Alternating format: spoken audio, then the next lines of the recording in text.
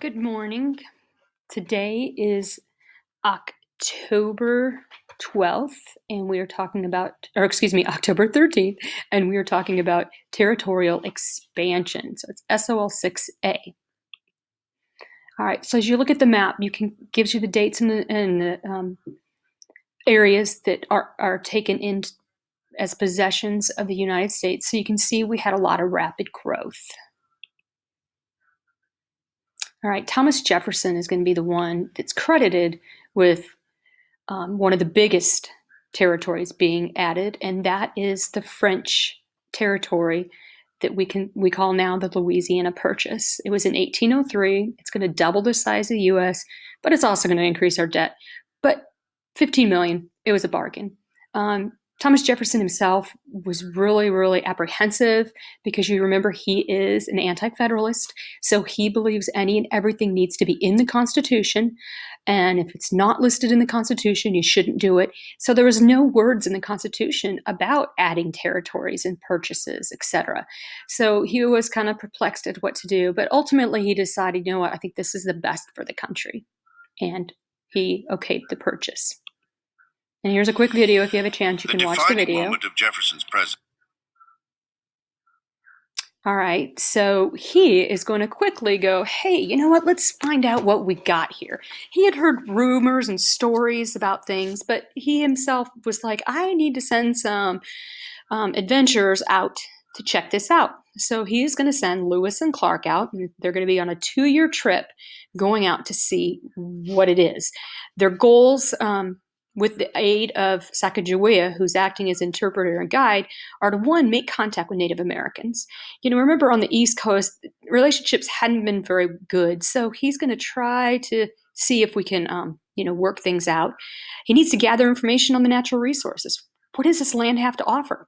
And then he's also ultimately really looking for a river route to the Pacific, which we know is not possible because of the Rocky Mountains and water flows to the lower elevation. So definitely, one of those things they tried but were unsuccessful. If you look at the map, the lines in blue are the areas that they went and explored. All right, the next major purchase we're going to have is in 1819, and it's going to be purchased from Spain. It's going to be another one of those bargains. It is Florida, and it was part of what they refer to as the Adams-Onis Treaty. And in that treaty, it gave the purchase. By this time, Spain really was struggling, and they knew they couldn't keep it very much longer, so they go ahead and let's make one. Let's make a treaty. All right. Now you need to know when President Monroe comes into office in 1822, he is going to get a little gutsy. He is going to come up with what he calls and refers to as the Monroe Doctrine. And in the Monroe Doctrine, it's kind of a statement of our isolationism. It's going to lay the groundwork for our later imperialist efforts in Latin America.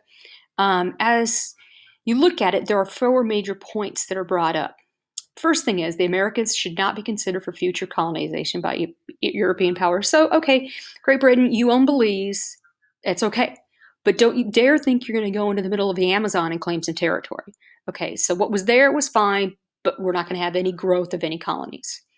And it also stated in there that we in the Western Hemisphere are inherently different from those of Europe. We are a republic. People have a voice rather than monarchies where they don't have a choice. Because by this time, we had seen quite a bit of changes in Latin America as far as the governments. It also stated any European attempt to meddle in the Western Hemisphere would be seen as a threat to peace and safety, and you're going to have to mess with us. Okay, we're going to protect the Western Hemisphere. And it also said that, in return, we won't interfere in the affairs of Europe. So we're going to stay away from you, isolate ourselves, you stay where you are. All right, and this is a great political cartoon that kind of shows you the ideas. You can see the circles really showing the separation. You can see Uncle Sam kind of posturing there, like, come on, bring it on, try. And then we have the hat with the words Monroe Doctrine on it, showing the idea that the Monroe Doctrine covers the Western Hemisphere. All right, next thing we're going to talk about is westward movement and economic development. So as you look at this picture, I want you to take a few moments to really look at it and see what you see, any symbology you can notice in there, because there is a lot in there. All right, when we start looking at the settlers, the actual migration moving into these new purchased territories, the settlers are going to pour westward from the coastal states into the Midwest, Southwest Texas. Of course, they're seeking economic opportunity. The population on the East Coast had grown pretty rapidly, and more land needed to be available. And it's going to be spurred by railroads and canals because that is going to support the idea of our industrial economy and bringing things to and from the West. And we're also going to see a big need for land from freed slaves. All right, so the next major expansion we're going to see is Texas. A lot of Americans are going into Texas. All right, so Texas was ruled by Mexico at the time. And Mexico was fine with all of them coming over, no big deal. But there was a but. You need to abide by our laws. And, these Americans moving in were like, we're used to our democracy, our republic, being able to have a voice. So they didn't like it, of course. So they decide to revolt against Mexico. And it's going to start in Gonzales, Texas. So we're revolting in Texas. All right. Texas is officially going to declare their independence, just kind of like the 13 colonies had, but they are going to make slavery legal. Okay? So that's going to be a tough point. All right. One of the major battles you need to be familiar with is the Battle of the Alamo. It is significant because it is one of those examples in history of martyrdom. We had thousands of Mexicans versus about 200 American men. Sam Bowie and Davy Crockett had actually went back to their home state of Tennessee and asked for volunteers to come help them fight, and thus the name, the Tennessee Volunteers. Many were willing to come. The rebels, they held the Alamo for quite a while, 2 weeks, but eventually all 200 are going to die. So this is going to inspire the Texans, that these guys were willing to do this for their independence. We can too.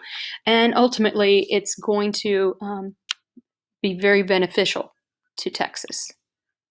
And here is a today picture of the Alamo. It is in San Antonio, right next to what we call the Riverwalk, so it's a busy place. All right, so once they gain their freedom, Texas quickly approaches the United States and says, hey, you can annex us. We want to be part of you, we came from the Americas. We like how it is. So, but the U.S. says, no, you have slaves, and that would disturb our balance of slaves states versus free states, and we don't want those slave states to have the majority. So we said no. We also kind of thought it would cause us a war with Mexico itself. All right, so what ends up happening is Texas says, oh, okay, US, if you don't annex us, we're going to go and ask England to annex us. So of course, we were like, oh God, okay, you can be a state.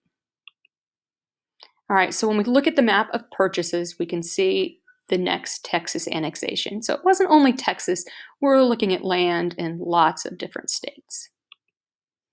All right, so we're going to gain some new territory quickly. President Polk is going to negotiate after the War of 1812 with Britain to deal with the Oregon Territory. At first, we're going to say, oh, let's share this area. We're going to split it at the 49th parallel. But quickly, Britain, they've got so many issues to deal with that they go ahead and say, you know what, in 1846, you can have it. It's yours. All right, so then we're going to see conflicts started breaking out in New Mexico and California, which were Mexican territories. So the president is going to approach, President Polk is going to approach Mexico and say, hey, we'll give you $30 million for that area. Mexico says, no. So we break out into war, and it's the Mexican-American War. And of course, we know that we are victorious, and we are going to have a treaty signed called the Treaty of Guadalupe Hidalgo. And in that treaty, we end up giving them $15 million.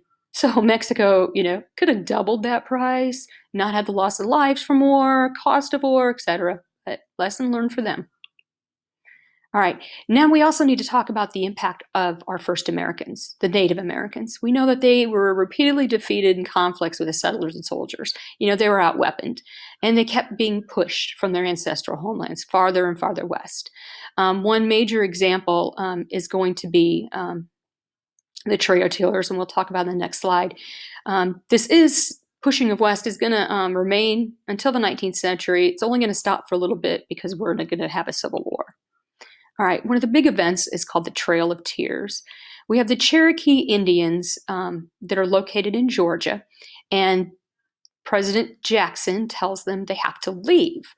Well, the Native Americans take it to the Supreme Court, and the Supreme Court says, no, President Jackson, you can't do it. You can't do it. This is unconstitutional. But President Jackson, he refuses to enforce the ruling, and he forces them to go to Oklahoma, and that trip and journey they took is referred to as the Trail of Tears. All right, so in short, this is the territories that we now have claimed. And thank you.